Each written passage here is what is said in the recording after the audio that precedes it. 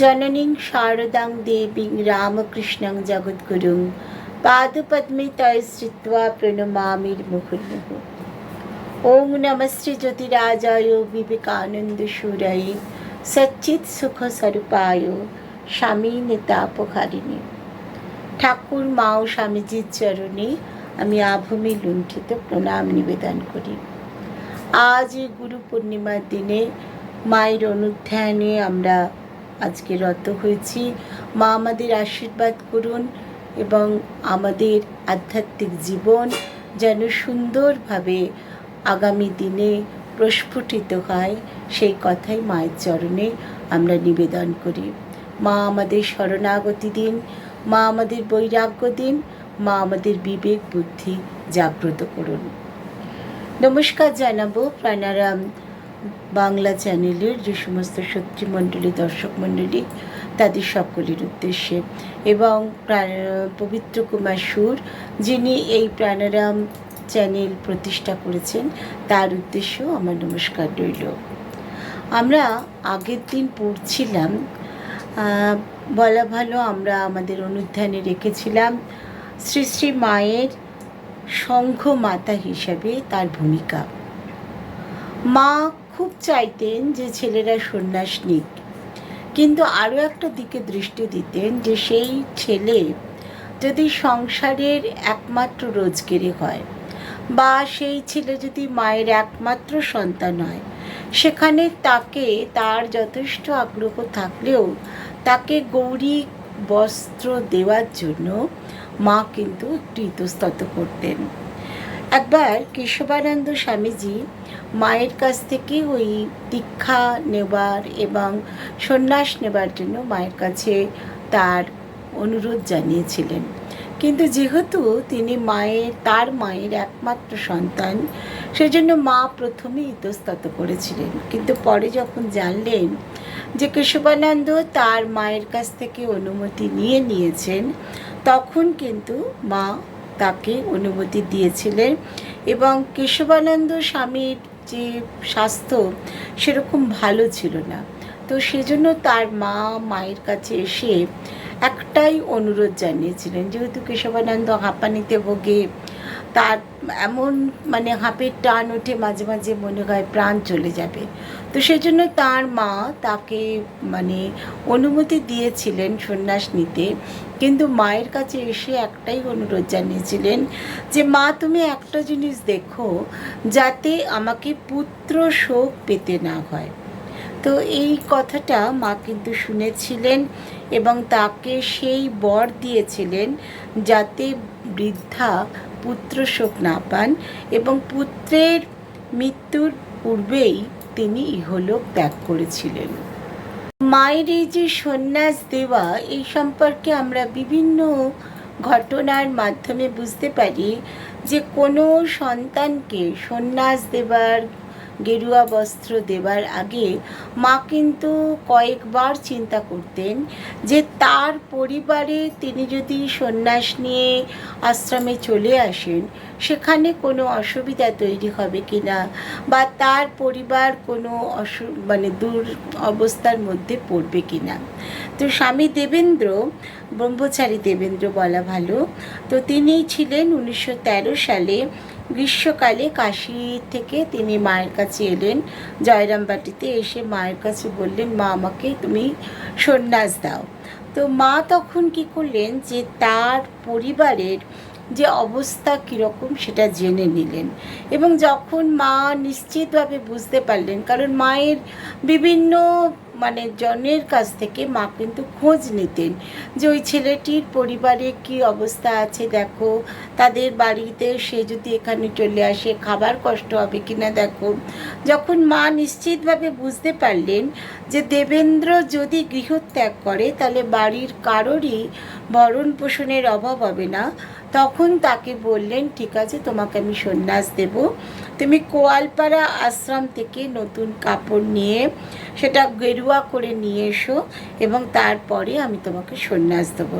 এরকম আরও একবার মায়ের যখন শেষ অসুখের সময় যখন উদ্বোধনে ছিলেন, তখন একজন ত্যাগী যুবক তার পিতার মৃত্যু সংবাদ পাওয়ার পরে মা কিন্তু তার বাড়ির সমস্ত খবরাখবর সংগ্রহ করেছিলেন, কারণ সেই যুবক অলরেডি মানে উদ্বোধনে চলে এসেছেন এবং সেখানে তিনি ব্রহ্মচারী হিসাবে রয়েছেন। তার পরিবারে তার পিতার মারা গেছেন, তার পিতার মৃত্যুর পরে তার পরিবারে ভরণ পোষণের কোনো অভাব হচ্ছে কিনা, কোনো অভিযোগ তাদের রয়েছে কিনা, এগুলো সম্পর্কে মা যখন নিশ্চিত হলেন তখন তাকে ডেকে বললেন যে আজকে যে আমি বিভিন্ন জনের কাছ থেকে তোমার বাড়ির খবর কেন নিলাম তুমি জানো? কারণ আমি শুনতে পেয়েছি তোমার বাবা মারা গেছে এবং তোমার মায়ের আর কে কে আছে, তোমার মায়ের কোনো রকম তুমি যে এখানে মানে যদি চিরস্থায়ীভাবে থাকো তোমার মায়ের কোনো অসুবিধা হবে কি না সেগুলো সম্পর্কে পূর্ণ খবরাখবর আমি নিয়েছি এবং দেখলাম যখন তোমার মায়ের কোনো অসুবিধা তুমি যদি এখানে থাকো তাহলে হবে না, তখনই আমার মনে হলো যে যাক, ছেলেটার একটা সৎ বুদ্ধি হয়েছে এবং ঠাকুর যদি ইচ্ছা করেছেন যে সে সৎ পথে থাকবে, সে সন্ন্যাস নেবে, সে সাধন ভজন করবে, সুতরাং তার যদি হয় তাহলে হোক। তাহলে এইভাবে মা যখন সন্ন্যাস দিতেন কাউকে তখন কিন্তু পুঙ্খানুপুঙ্খ রূপে মা খবরাখবর নিয়ে নিতেন এবং নেবার পরে মা যদি বুঝতেন যে তার পরিবারে কোনো অসুবিধা হওয়ার কথা নয়, তিনি যদি আশ্রমে চলে আসেন তাহলে পরিবারের খাদ্য সংকট হবে না, তাদের বস্ত্র সংকট হবে না এবং তারা পরিবারের সকলে ঠিকঠাক থাকতে পারবে, তখনই কিন্তু তিনি তাদের সন্ন্যাস নেবার জন্য অনুমতিটুকু দিতেন। এই সন্ন্যাস নেওয়ার গল্পগুলোই আমরা পড়লে বুঝতে পারি যে মা কতটা বিচক্ষণ ছিলেন। একবার মানে কেউ যদি দেখা যেত যে একবার ওই সমস্ত মা ঘটনা তার সম্পর্কে শুনে নিতেন, নেওয়ার পরে যখন সন্ন্যাস দিতেন তারপরে যদি তার বাড়ির কেউ মায়ের কাছে আসতো, এসে কান্নাকাটি করতো, তখন কিন্তু মা একটু বিরক্তই হতেন। এরকম একজনের মানে দেখা গেল যে ছেলেটি খুব মানে সন্ন্যাস নেওয়ার জন্য খুব আগ্রহ, তখন মা বিভিন্ন জনের কাছ থেকে অর্থাৎ তার পরিচিত মানুষজনের কাছ থেকে তাদের জায়গা জমি কতটা আছে, সে যদি চলে আসে আশ্রমে তাহলে তার পরিবারের কোনো অসুবিধা হবে কি না, এই সম্পর্কে যখন মা সম্পূর্ণভাবে নিশ্চিত হলেন যে ছেলেটি যদি চলে আসে সংসার থেকে তাহলে তার স্ত্রী বা মায়ের ভরণ পোষণের কোনো অভাব হবে না, এই রকম জানার পরে মা তাকে সন্ন্যাস দিলেন। এবার ছেলেটি সন্ন্যাস নিয়ে গেরুয়া নিয়ে সে তখন কোয়ালপাড়ায় চলে গেছে, এদিকে তার মা এবং স্ত্রী ছুটে এসেছে মায়ের কাছে, সে মায়ের কাছে প্রচণ্ড কান্নাকাটি করছে এবং মাকে বলছে আমার ছেলেকে ফিরিয়ে দাও, আমার ছেলে কোথায়, আমার ছেলে কোথায় করে প্রচণ্ড চেঁচামেচি মানে কান্নাকাটি ইত্যাদি করছে। তখন মা বলছেন যে তোমার ছেলে তো গেরুয়া নিয়ে আগেই চলে গেছে।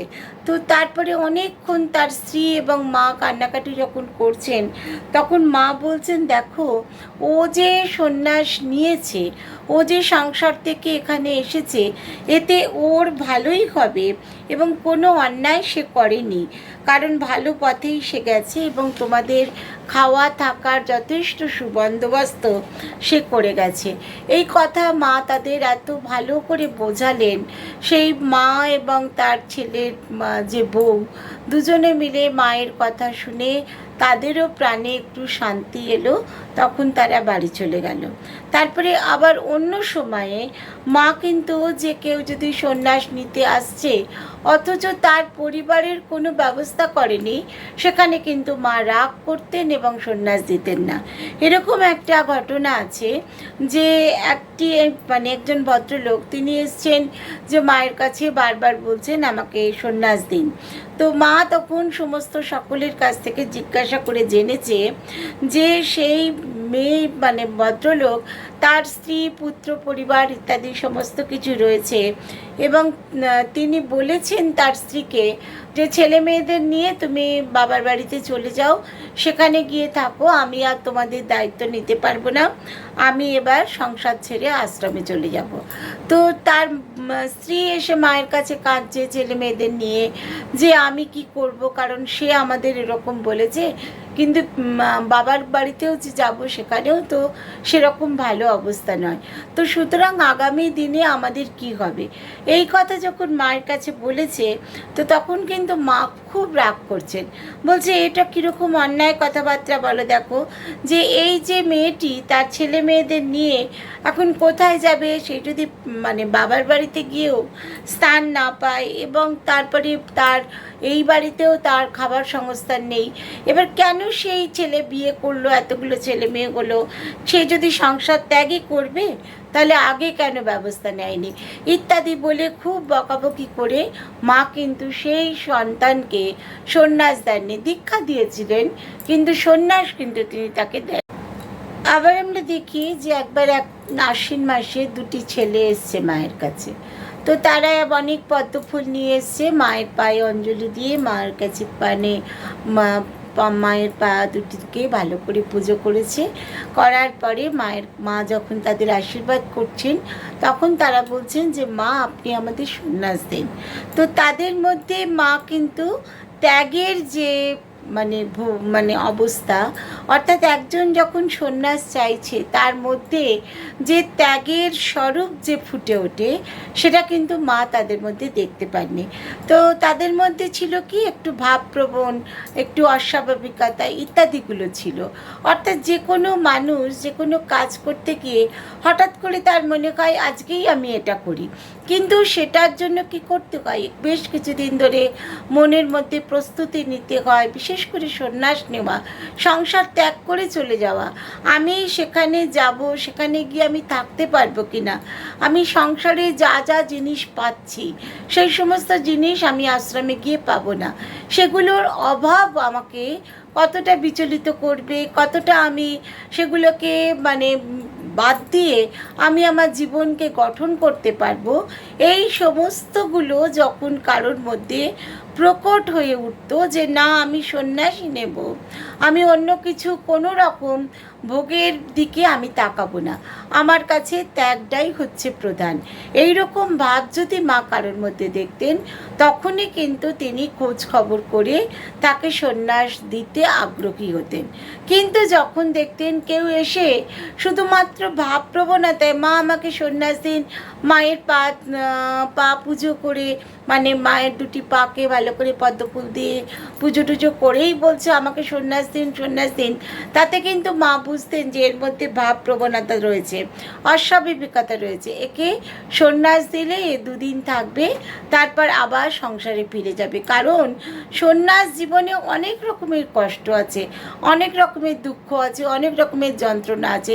কেউ হয়তো মনে হবে কখনো তার যে কেউ যে বাড়িতে যে মা বাবা ভাই বোন ইত্যাদিরা তাকে যে ভালোবাসতো এই সন্ন্যাস জীবনে, সেই ভালোবাসা সে হয়তো পাবে না, বা কেউ হয়তো মা তাকে তার খাবার নিয়ে তার পেছনে পেছনে ফিরত, এখানে কেউ সেরকম করার নেই।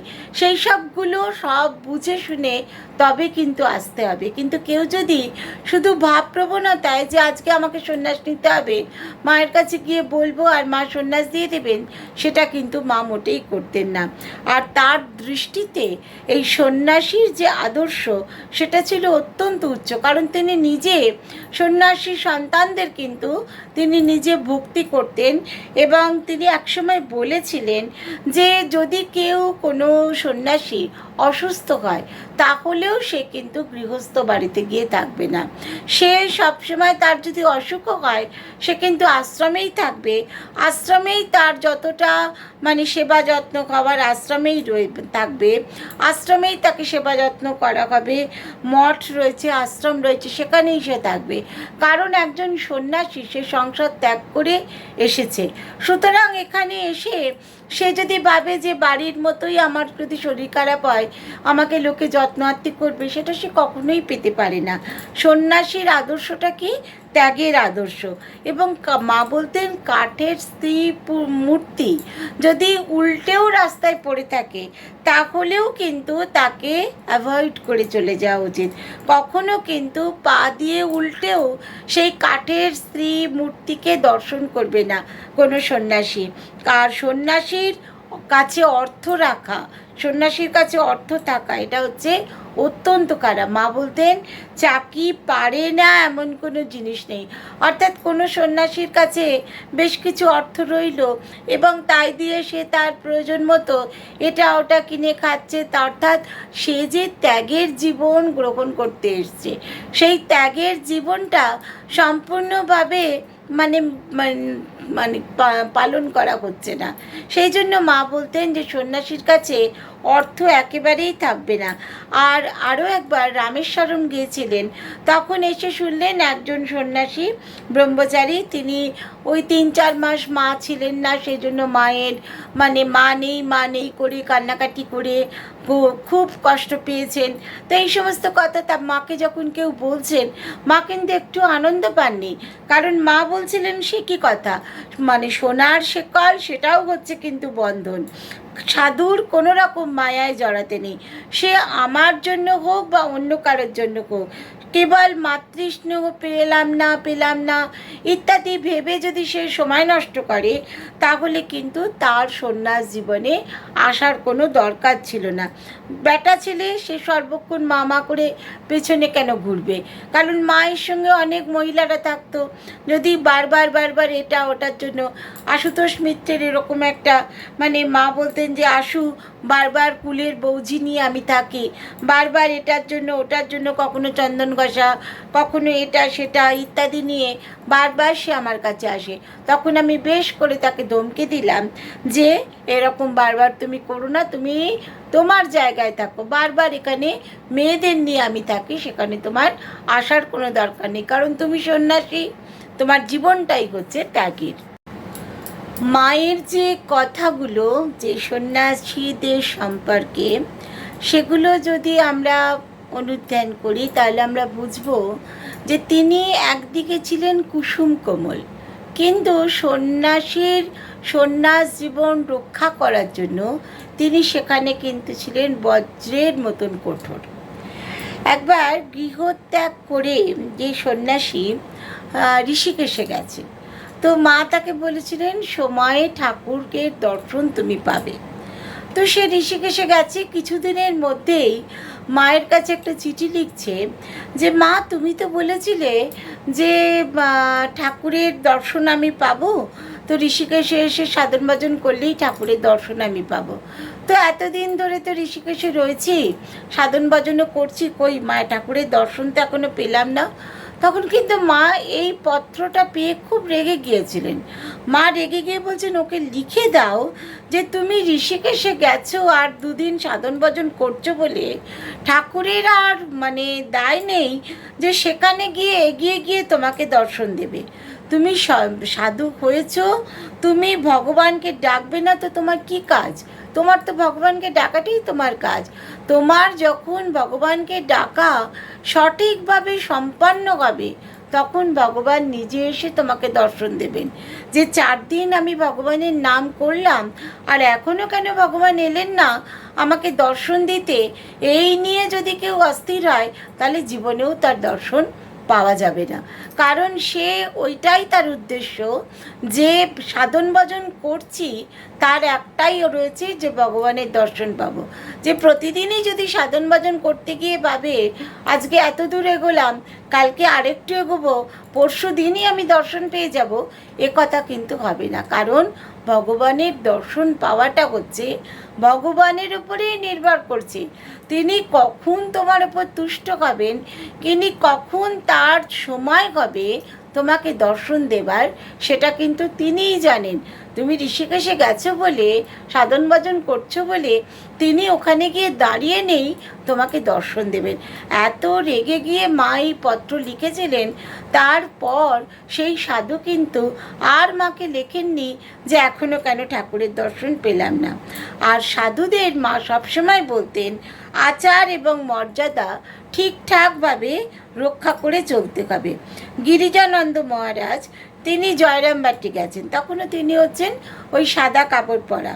এবার তিনি জয়রামবাটি গেছেন, তো প্রসন্ন মামা তার স্ত্রীর মৃত্যুর পরে আবার বিয়ে করতে যাচ্ছেন। তো তাকে ওই গিরিজানন্দকে বলছেন যে চলো বাবু বরযাত্রী হবে। তখন মা তো খুব রেগে গেছেন, বলে ও একটা সন্ন্যাসী, ও কেন তোমার সাথে বরযাত্রী হয়ে যাবে? ও মোটেই যাবে না। বরযাত্রী সাধারণ ছেলেদের নিয়ে যাও। ও একটা মানে সন্ন্যাসী ছেলে, ও সাধন ভজন করবে, ও সাদা কাপড় পরে আছে, দুদিন বাদে ও গেরুয়া কাপড় পরবে, তো ও কেন তোমার বরযাত্রী হয়ে যাবে? তো এটা শুনে গিরিজানন্দ বুঝতে পেরেছিলেন যে মা কিন্তু মোটেই চান না, যতই তারা সাধারণ ওই মামাদের সঙ্গে মিশুন না কেন, তারা মা কিন্তু চান না যে মামাদের মতন তারা সংসার জীবনে ওই যে বিভিন্ন সাংসারিক কাজকর্ম তাতে যুক্ত হোক।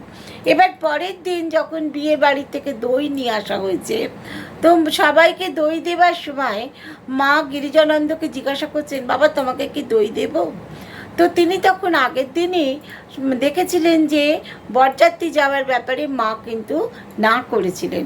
তো ওই দই দেব কি মা জিজ্ঞেস করছেন মানেই মায়ের দেবার ইচ্ছে হয়তো ঠিকঠাক নেই। এই ভেবে গিরিজানন্দ বলেছেন না মা থাক, দই খেয়ে কাজ নেই। তখন মাও কিন্তু বললেন হ্যাঁ এটা বিয়েবাড়ির দই, এটা বিয়েবাড়ির থেকে এসেছে, সুতরাং এই দই তোমার খেয়ে কাজ নেই, তো তোমাকে আমি অন্য দই খাওয়াবো। অর্থাৎ মা কিন্তু সবসময় তার সন্তানেরাও যেমন সন্ন্যাস জীবন রক্ষা করবে এবং তারা যে কিভাবে সন্ন্যাস জীবন রক্ষা করবে সেদিকে কিন্তু মায়ের সবসময় কঠোর দৃষ্টি ছিল, যেন তারা একটুও বেচাল না হয়, যেন মান মর্যাদা সঠিকভাবে রেখে তারা তাদের সন্ন্যাস জীবনকে ধারণ করতে পারে।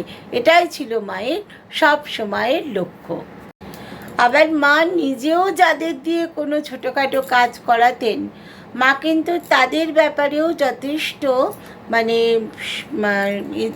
মায়ের মধ্যে একটা মানে খুব মানে সংকোচ ছিল যে তাদের দিয়ে ছোটোখাটো কাজ করানো হচ্ছে, সুতরাং তাদের গেরুয়া দেওয়াটা এক্ষুনি দরকার নেই। এরকম একজন বড়দা মহারাজকে ওই কোয়ালপাড়া আশ্রমের সকলেই প্রায় সন্ন্যাস নিয়েছে, কিন্তু একমাত্র বড়দা ব্রহ্মচারীকে তিনি কিন্তু সন্ন্যাস দেননি। কারণ বড়দা ব্রহ্মচারী প্রায়ই কোয়ালপাড়া থেকে মায়ের প্রয়োজনীয় জিনিস জয়রামবাটিতে নিয়ে আসতো, আবার জয়রামবাটির জিনিস কোয়ালপাড়ায় নিয়ে যেত।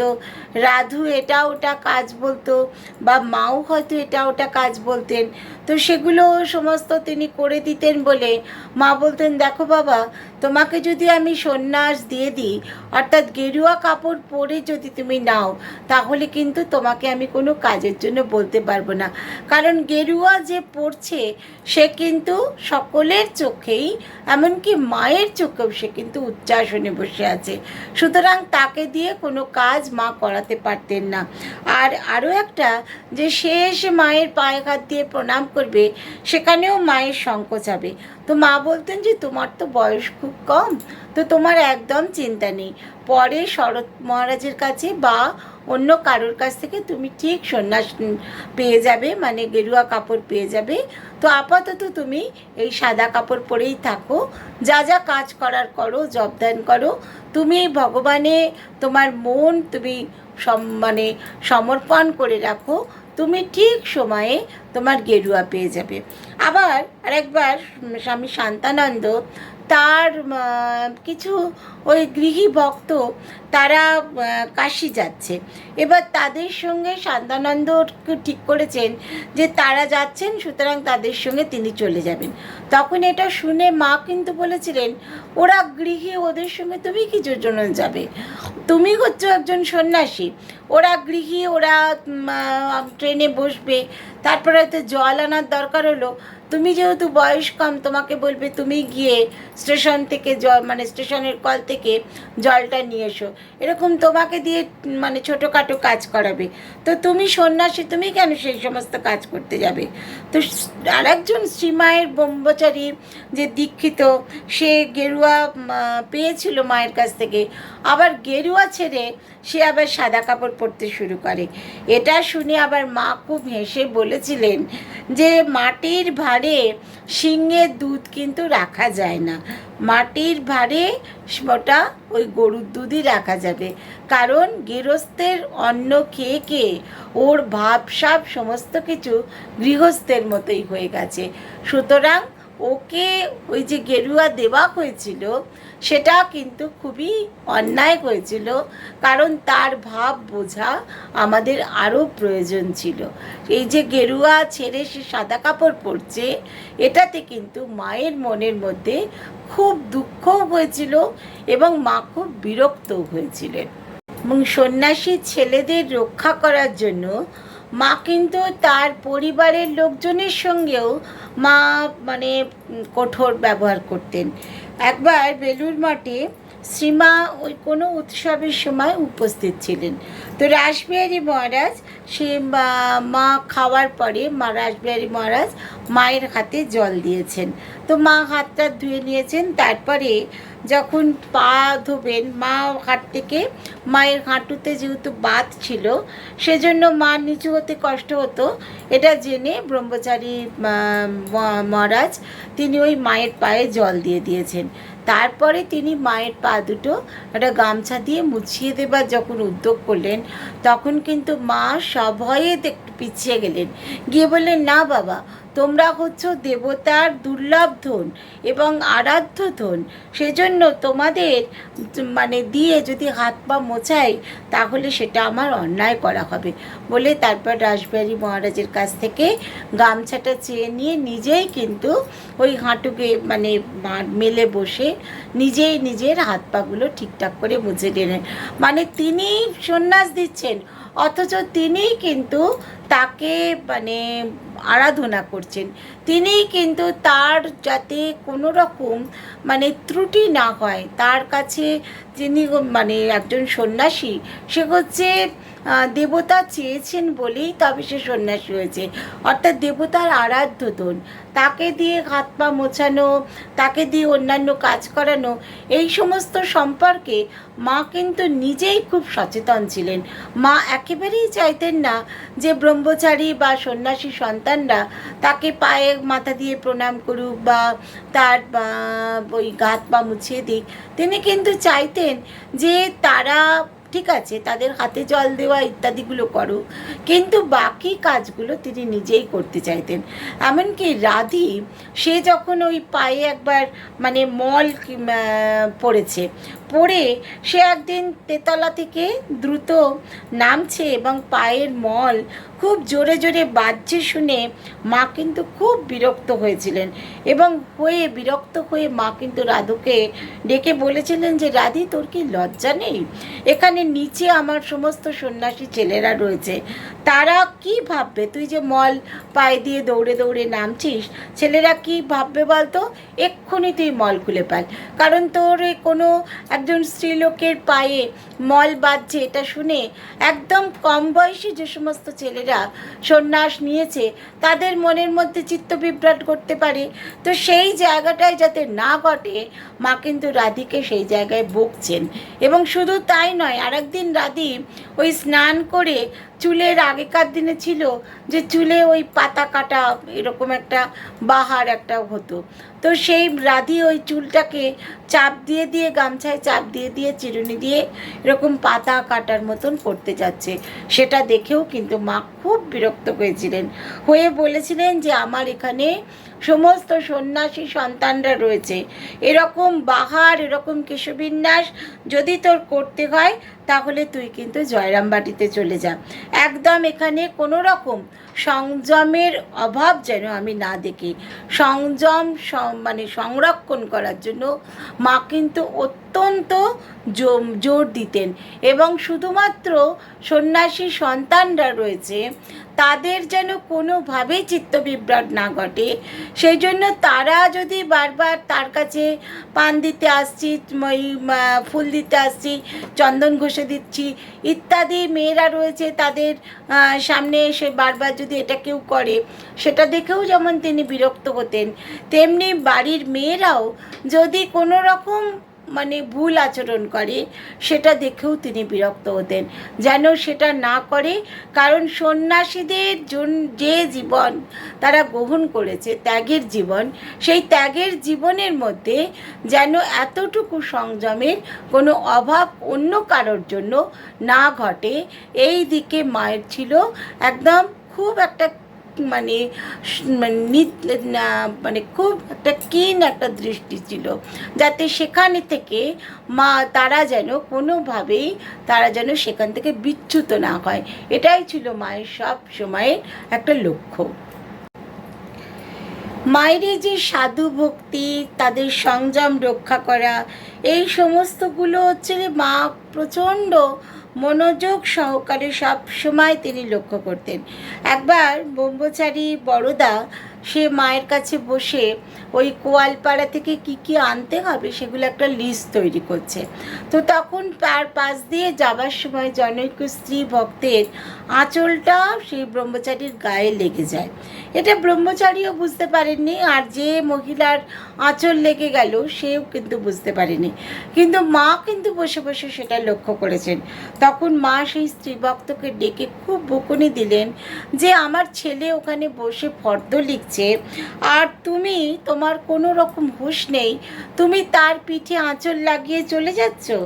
ও বেটা ছেলে এক ধরনের যেমন, তেমনি ও হচ্ছে ব্রহ্মচারী, আর তোমরা হচ্ছে মেয়ে মানুষ, ওদের সমীহ করে সবসময় চলবে। তোমার যে আঁচলটা ওর গায়ে লেগেছে সেটা মাটিতে ঠেকাও এবং তারপর জোর হাত করে প্রণাম করো, কারণ এই ধরনের কাজ কিন্তু আগামী দিনে আর কখনো তুমি করবে না।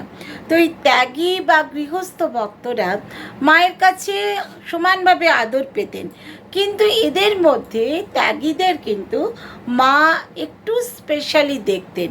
কারণ ত্যাগীরা তারা হচ্ছে কি, তারা সমস্ত সংসার ধর্ম সব কিছু ছেড়ে দিয়ে তারা ঠাকুরের নাম করে ঘর থেকে এসেছে।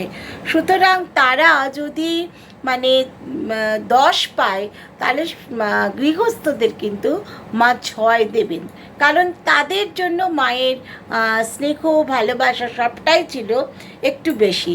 তো উদ্বোধনে একবার হয়েছে যে একজন মহিলা, তার সঙ্গে কোনো এক সন্ন্যাসীর মানে একটু ঝগড়া হয়েছে।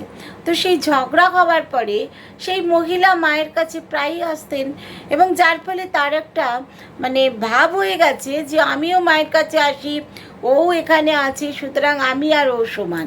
তো তিনি তখন মানে খুব জোরের সঙ্গে বলছিলেন যে যদি ওই সন্ন্যাসী এখানে থাকে, তাহলে উদ্বোধনে থাকে, তাহলে আমি আর জীবনে কখনো এই উদ্বোধনে আসবো না। তো তখন এই কথাটা যখন মায়ের কানে কেউ দিল, তখন মা খুব বিরক্ত হয়ে বলেছিলেন যে ও তো হচ্ছে একজন গৃহস্থ, আর ও এখানে থাকুক তাই না থাকুক এটাতে আমার কিছু যায় আসে না, ও চলে যাক এখান থেকে, চলে যদি যেতে চায় চলে যাক, কিন্তু সাধু সে আমার জন্য সমস্ত কিছু ত্যাগ করে রয়েছে, সুতরাং আমি আগে কিন্তু সাধুকেই রক্ষা করব, সাধুই এখানে থাকবে। ওর যদি মনে হয় সাধু থাকলে ও এখানে আসবে না, তাহলে না আসুক, আমার কোনো কিছু করার নেই। অর্থাৎ এখানে কতটা কঠোর, যে মেয়েগুলোকে নিয়ে তিনি সব সময় তার কাজকর্ম করতেন, তারাও তার কেউ পা টিপে দিচ্ছে, কেউ গায়ে তেল মালিশ করে দিচ্ছে, তার সঙ্গে সুখ দুঃখের কথা বলছে, কিন্তু যখন তারা কোনো সন্ন্যাসীর সঙ্গে ঝগড়া করছে বা সন্ন্যাসীর সঙ্গে তারা ভাবছে আমি আর সেই সন্ন্যাসী এক ক্যাটেগরির হয়ে গেছি, তখনই কিন্তু মা তাকে বুঝিয়ে দিচ্ছেন যে ও হচ্ছে ত্যাগী সন্ন্যাসী আর তুমি হচ্ছ গৃহস্থ। আরেকবার ওই জনৈক ত্যাগী ভক্ত মাকে জিজ্ঞেস করেছিলেন, মা আপনি সন্ন্যাসী হোক আর গৃহস্থই হোক, সবাই তো ঠাকুরের সন্তান, সবাই তো মানে ঠাকুরের নামেই তারা দীক্ষা নিয়েছেন, তো সুতরাং আপনার কাছে তো সকলেই সমান, সকলেই মুক্ত হবে, এটা তো আপনার কথাতেই আছে। মা তখন বলেছিলেন যে সে কি কথা বলছো, যে ত্যাগী আর গৃহস্থ এরা কিন্তু দুজনে কখনোই সমান হতে পারে না। কারণ একজন ত্যাগী সমস্ত কামনা বাসনা সব কিছু ত্যাগ করে দিয়ে তবে কিন্তু সে এই সন্ন্যাস জীবনে এসছে, সুতরাং মুক্তি তার আগে হবে। আর একজন গৃহস্থ তার এখনো পর্যন্ত কামনা বাসনা সব কিছু রয়েছে, সেই জন্যই সে গৃহে আটকে আছে, সুতরাং তার মুক্তি ওই সন্ন্যাসীর মুক্তির পরে হবে। সাধুদের সঙ্গে কিন্তু মানে সাধারণ গৃহস্থের তুলনা করো না, কারণ সাধুরা হচ্ছে সাধু, তারা হচ্ছে ত্যাগী, আর মানে গৃহস্থরা তাদের মধ্যে এখনও কামনা বাসনা রয়েছে, সুতরাং তাদের দুজনকে কখনোই এক গোত্রে ফেলা যাবে না। মা যেমন কোনো মানে সাধুর প্রতি সম্মান দেখাতে গিয়ে মানে বলতেন যে দেখো বাবা সাধু হয়েছ ঠিক কথা, কিন্তু তোমার যেন কোনো অভিমান না আসে। তো এইরকম কথাবার্তা বলার সময় একবার রাসবিহারী মহারাজ তাকে বলেছিলেন, মা এই যে গেরুয়া বসন আপনি দিলেন, এই গেরুয়া বসন পরে কিন্তু বড় মনের মধ্যে অভিমান আসে যে আশেপাশে যারা রয়েছে তাদের মধ্যে দিয়ে যখন আমি নিজে চলছি তখন যেন মনে হয় আমি কেউ একজন বিশেষ, এই অভিমান আমাদের মনের মধ্যে আসে। তখন মাও কিন্তু সেটাকে সমর্থন জানিয়ে বলেছিলেন, হ্যাঁ বাবা এটা কিন্তু সত্যি কথা, যে ওই সাধু যদি কেউ হয় তখন তার মনের মধ্যে অভিমান আসে, আমায় প্রণাম করলে না, আমায় মান্য করলে না, আমার কথা শুনলো না, আমার কাছে এলো অথচ আমার সঙ্গে দুটো কথা না বলে অন্যদিকে চলে গেল। অর্থাৎ কি আমি যে একজন গেরুয়াধারী, আমি একজন বিশেষ কিছু, সেই কথাটা প্রত্যেককে মনে রাখতে হবে। এই ভাবনা কোনো একজন সাধুর মধ্যে যদি থাকে তাহলেই কিন্তু তার অহংকার এসে গেল। মা কিন্তু সেখানে মিষ্টি হেসে বলছেন, নিজের বসন দেখিয়ে, নিজের তো সাদা বসন, এত লোককে গেরুয়া দিয়েছেন কিন্তু নিজে সাদা বসন দেখিয়ে বলছেন যে এই বেশ আছি, নিজের সাদা কাপড়ের দিকে তাকিয়ে বলছেন এই বেশ আছি, অর্থাৎ অন্তরে অন্তরে ত্যাগ, বাইরে কোনো রকম দেখানো নেই। আর গেরুয়া পড়লে কী হবে, বাইরেই দেখানো হবে ত্যাগী সন্ন্যাসী, এবং বাইরের অপেক্ষা অন্তরের ত্যাগটাকেই কিন্তু, অন্তরের বৈরাগ্যকেই মা কিন্তু অনেক বেশি জোর দিতেন। এবং যখন একবার ওই সাধন মহারাজ তার কাছ থেকে গৌরী যে মানে বস্ত্র পেয়ে সন্ন্যাস গ্রহণের অন্যান্য বিধি কিভাবে অনুষ্ঠিত হবে সেটা যখন জানতে চাইলেন, মা তখন খুব গম্ভীরভাবে বললেন, দেখো বাবা তুমি গেরুয়া পেয়েছো এবং এটা পেয়ে তুমি ভাবছো বিভিন্ন রকম কি অনুষ্ঠান করতে হবে, সেইগুলো সমস্ত আগে করতে হবে, কিন্তু জানবে বিশ্বাস এবং নিষ্ঠা এই দুটোই হচ্ছে মূল।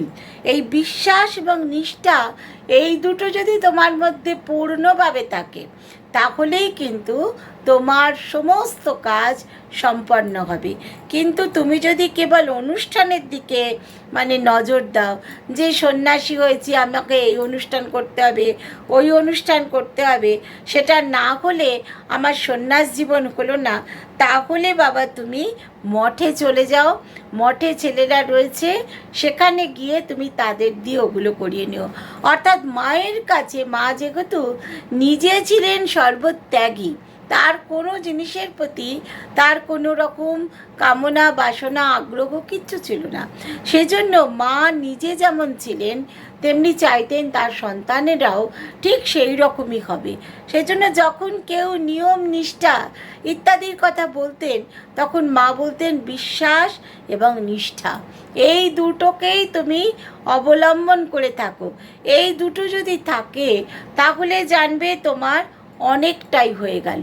কিন্তু বিশ্বাস এবং নিষ্ঠা এই দুটো যদি সম্পূর্ণভাবে না থাকে তাহলে কিন্তু তোমাকে ওই মঠে যেতে হবে। সেটা আবার আমার কাছে হবে না, কারণ আমার কাছে হচ্ছে যে মনে বৈরাগ্য আনো। যদি তোমার সেই ওইসব নিয়ম কানুন ইত্যাদি করতে হয় তবে তুমি মঠে চলে যাও। মঠে যে সমস্ত ছেলেরা সাধু রয়েছে তারা তোমাকে সেই সমস্ত কাজগুলো তারা করিয়ে নেবে। একবার বিহারের একজন উচ্চপদস্থ কর্মচারী তিনি মায়ের কাছে এসেছিলেন। এসে মায়ের কাছে বললেন যে মা, আমি সন্ন্যাস নেব। তো তার আগ্রহ দেখে, তার মনের ভাব দেখে মা তাকে গেরুয়া কাপড় দিয়েছিলেন এবং সেই গেরুয়া কাপড় পরার পরে, দীক্ষা নেওয়ার পরে তিনি তখন ঋষিকেশে চলে যান এবং সেখানে গিয়ে বেশ কিছুদিন ওই উত্তরাখণ্ডের বিভিন্ন জায়গায় ঘুরে ঘুরে তপস্যা করেন। তারপরে ওই বিভিন্ন জায়গায় ঘুরে ঘুরে তপস্যা করার পরে তখন অন্যান্য সন্ন্যাসীরা তাকে বলে যে দেখো, সন্ন্যাস নিয়েছো যখন, তখন বিরজা হোম করাটা হচ্ছে একটা কর্তব্য। তো তিনি তখন কি করলেন, মাকে এই বিষয়ে একটা পত্র লিখলেন যে মা, বিরজা হোম তো আপনি আমাকে দেননি, বিরজা হোমে করাননি, তো বিরজা হোম কি আমাকে করতে হবে? তো তখন মা বললেন দেখো, বিরজা হোম করতে গেলে আরও তোমাকে আরও বেশি ভেতর থেকে অনেক বেশি শক্তি থাকতে হবে। ওটা খুব কঠিন ব্যাপার। বিরজা হোম যার তার করার কথা নয়, খুব কঠিন ব্যাপার। তোমাকে আরও শক্তিশালী, মনে মনে আরও বেশি শক্তিশালী হতে হবে। এই জন্যেই আমি তোমাকে বিরজা হোম করতে বলিনি। তো এই কথা জানার পরে সেই সন্ন্যাসী কিন্তু বেশ কিছুদিন তারপরেও ওই তপশ্চর্যা করেছেন উত্তরাখণ্ডে, কিন্তু শেষ পর্যন্ত তিনি ওই গেরুয়া কাপড় ধরে রাখতে পারেননি। তিনি আবার সংসারে ফিরে যান। তো তখন মা এটা তার অন্তরটা যে দেখেছিলেন, যে তার সম্পূর্ণভাবে সমস্ত কিছু ত্যাগ করে ওই সন্ন্যাসী যে সমস্ত সন্ন্যাস গ্রহণ করা, ব্রহ্মচর্য পালন করা, বিরজা হোম করা করে তারপরে সঙ্গে দীর্ঘদিন ধরে সঙ্ঘের সেবা করা, এই যে সন্ন্যাসীদের তিনি দেখতেন, কিন্তু এই ভদ্রলোকের মধ্যে সেই ভাব তিনি দেখতে পাননি বলেই তিনি কিন্তু চরম ত্যাগের অনুমতি তাকে দেননি। এবং সেই কারণের জন্যই সেই সন্ন্যাসী তিনি অনেক দিন তপস্যা করেছেন, কিন্তু তার তপস্যা করার পরেও তার হয়তো মনে হয়েছে যে না, তপস্যা করলাম ঈশ্বরকে পেতে, হয়তো ঈশ্বরকে পাননি বা ঈশ্বরের উপলব্ধি তার সম্পূর্ণভাবে হয়নি। সেই জন্য তিনি আবার পুনরায় তার সংসারে ফিরে যান। হয়তো মা এটা দেখতে পেয়েছিলেন, কারণ তিনি তো ভবিষ্যৎ দ্রষ্টা ছিলেন, সেই দেখতে পেয়েছিলেন বলেই তিনি কিন্তু তাকে ওই সম্পূর্ণভাবে একদম সমস্ত কাজ তাকে দিয়ে করিয়ে নেননি, যে তার জন্যই সেই ভদ্রলোক তার সংসারে আবার পুনরায় ফিরে গিয়েছে।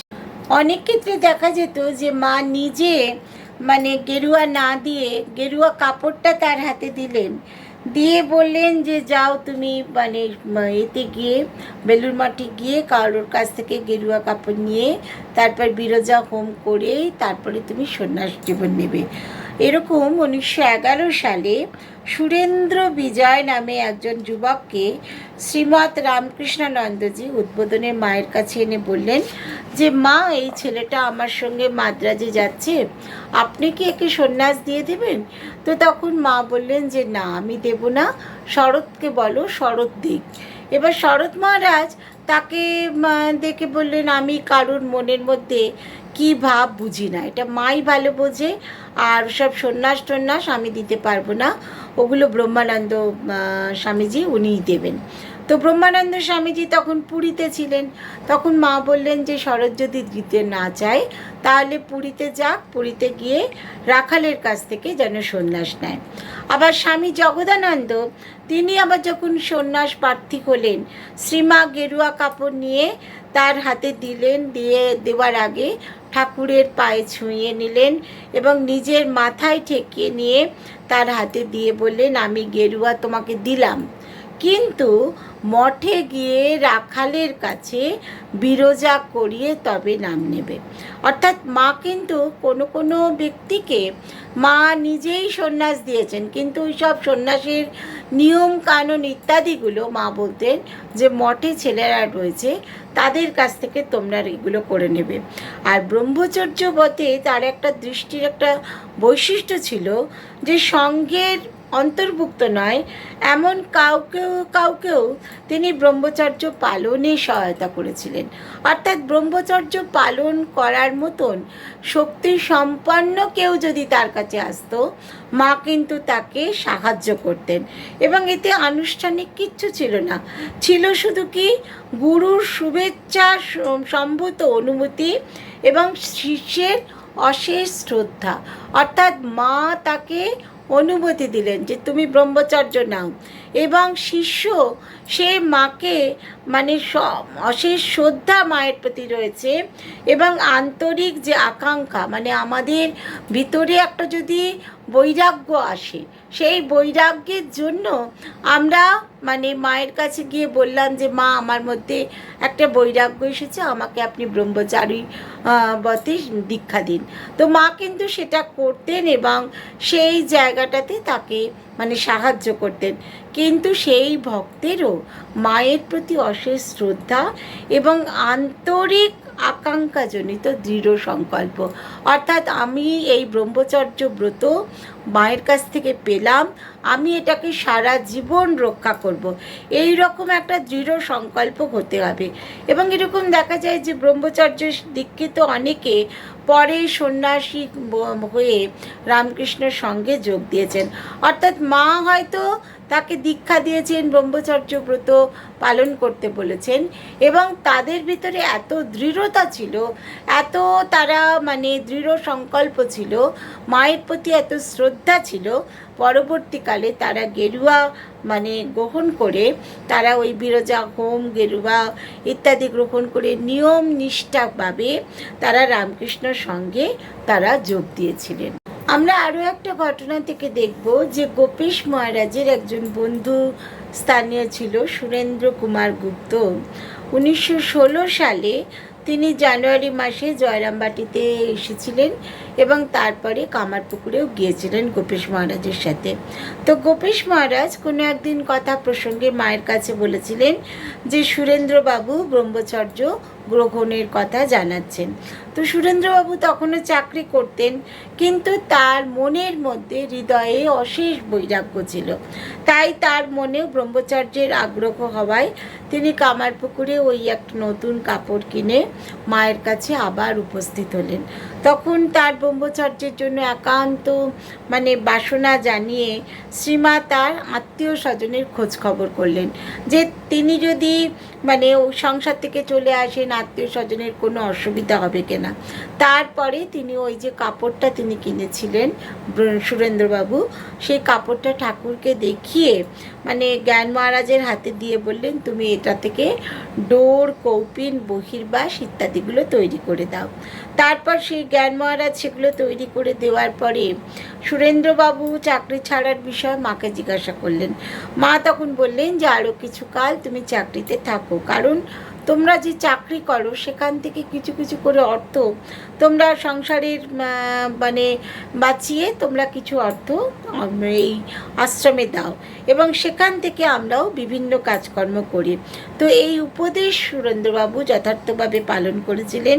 তিনি পরবর্তীকালে আবার মায়ের কাছে বলেছিলেন যে তিনি সংসার ত্যাগ করে আসবেন। মা কিন্তু সেই সময়ও অনুমতি দেননি।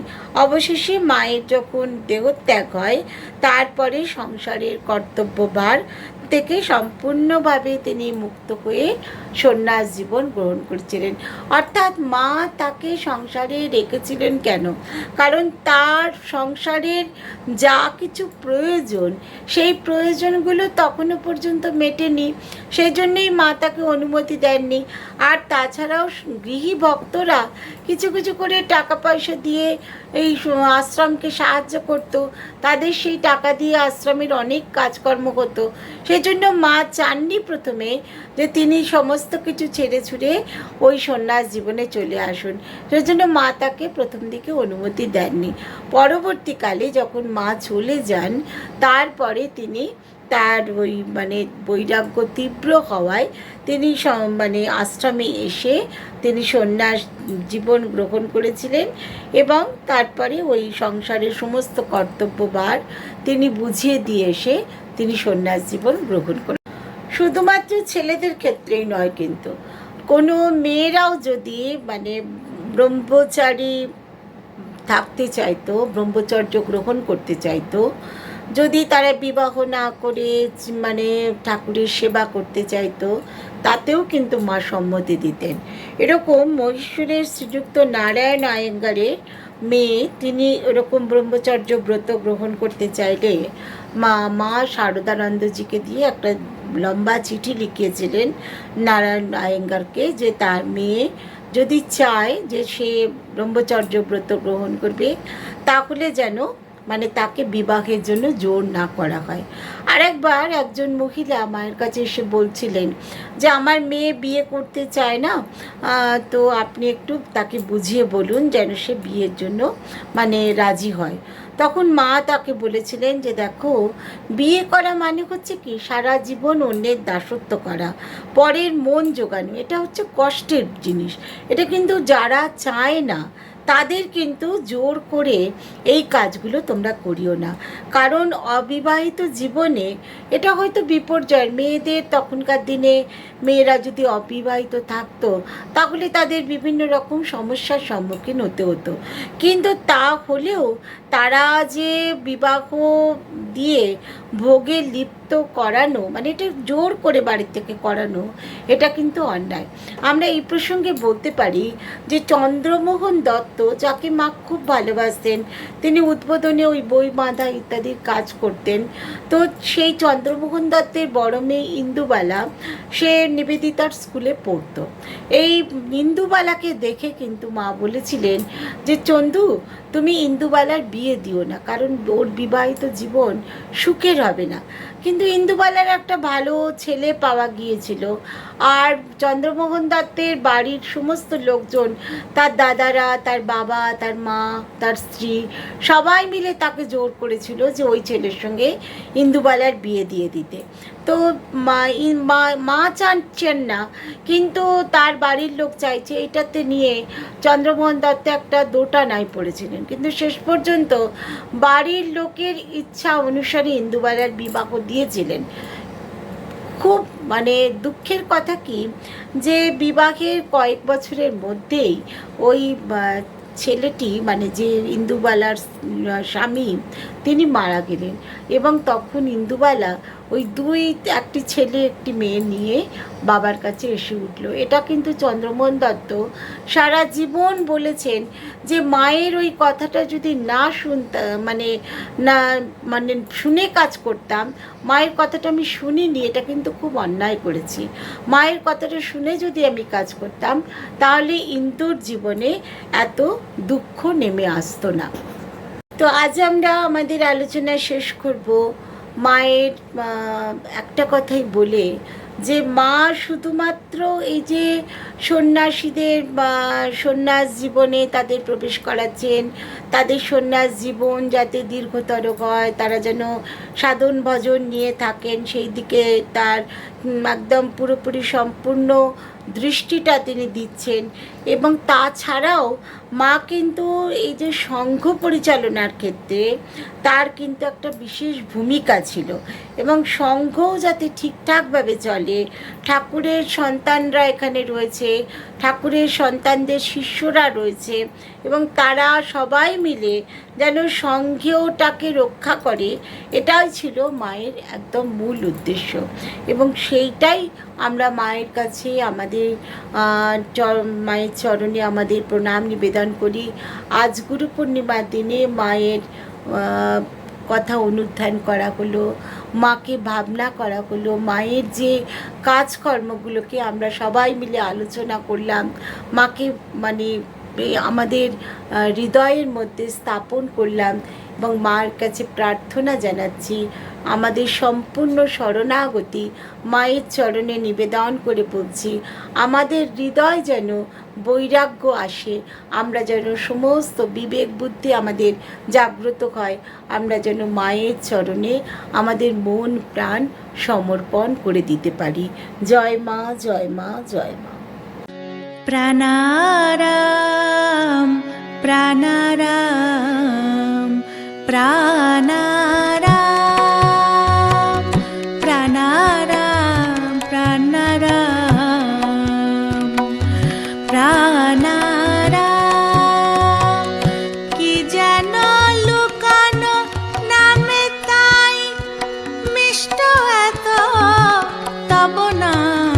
প্রাণারাম প্রাণারাম প্রাণারাম প্রাণারাম প্রাণারাম।